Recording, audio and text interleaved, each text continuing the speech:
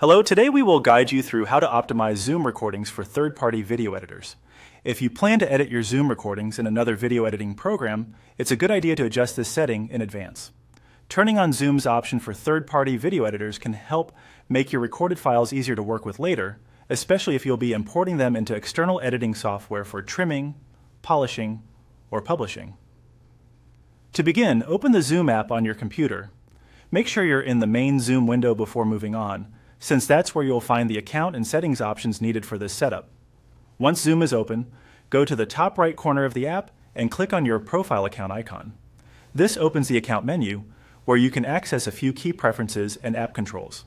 If your Zoom window looks slightly different, just look for your profile picture or account circle in that area. From the menu that appears, click on Settings. This will open Zoom's Settings panel, where recording and app behavior can be customized.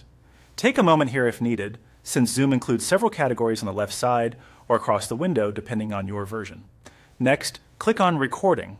This section contains the main controls for how Zoom saves your recordings, including file location, recording format behavior, and other related preferences. Since we're optimizing recordings for use outside Zoom, this is the section you'll want. After that, click on Advanced. The advanced recording options give you more control over how Zoom handles recorded files. These settings are especially useful if your workflow includes moving recordings into a separate editor after the meeting ends. Now find the toggle for third-party video editor support and click it to turn it on.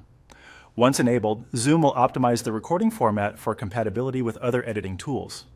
This can help reduce issues when importing your recording into non-Zoom software and can make your post-production process smoother.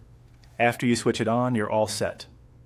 Zoom should remember this preference going forward, so future recordings will be created with that optimization in place unless you change the setting again later.